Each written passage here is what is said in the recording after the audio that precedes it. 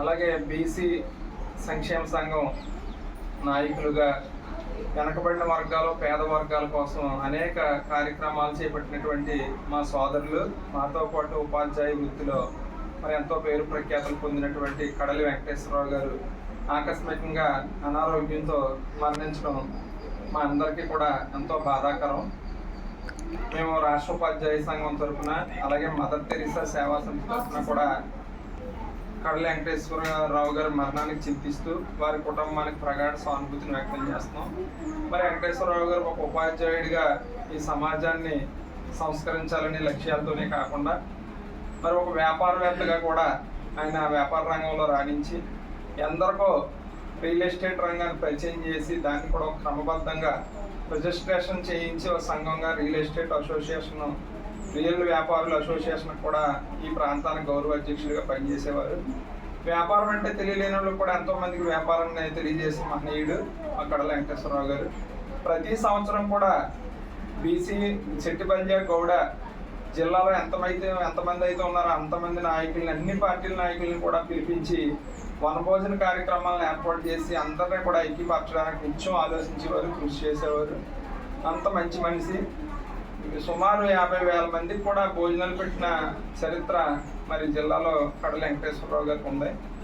అలాగే ఆయన ఉద్యోగం చేస్తూ వ్యాపారం చేయకూడదని భావించి, ఉద్యోగం చేస్తూ పూర్తిగా సంఘానికి సేవ చేయలేమని భావించి, ఉద్యోగం చేస్తూ తనకు సంబంధించిన సామాజిక వర్గాన్ని కానీ తన సామాజిక వర్గానికి వెన్నంటే ఉన్న మిగిలిన వర్గాలకు కానీ మనం న్యాయం చేయలేము అని చెప్పి తలంచి మరి ఉద్యోగాన్ని కూడా తృణప్రాయంగా ఆయన స్వచ్ఛంద పదవి విరమణ చేసి పూర్తి కాలం సేవల్లో నిమగ్నమైన వ్యక్తి కడలి వెంకటేశ్వరరావు గారు.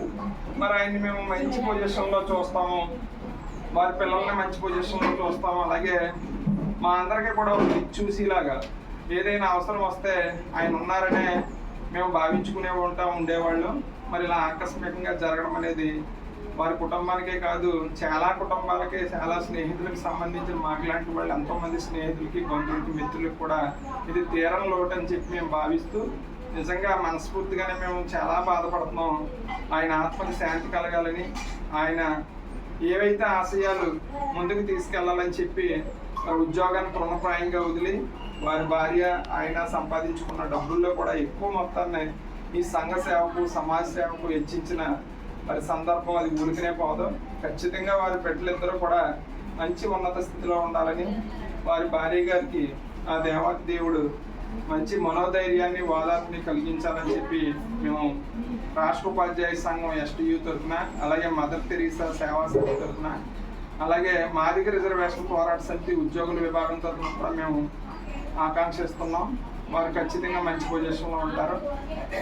ఎవరైతే బిడ్డలిద్దరూ కూడా వారి నాన్నగారి ఆశయాలను ముందుకు తీసుకెళ్ళడానికి భవిష్యత్తులో ఖచ్చితంగా మళ్ళీ ఈ జాతులకు కానీ, వెనకబడిన వర్గాలకు కానీ, ఈ వృద్ధులకు కానీ, వితంతువులకు కానీ అందరికీ కూడా మేలు చేసే, సేవ చేసే కార్యక్రమాలు వారి పిల్లలు కూడా చేపడతారని చెప్పి మేము ఆశాభావాన్ని వ్యక్తం చేస్తూ మరొకసారి వారి కుటుంబ సభ్యులకి మా యొక్క ప్రగాఢ సానుభూతిని వ్యక్తం చేస్తూ బాధాత్మను తెలియజేస్తున్నాం.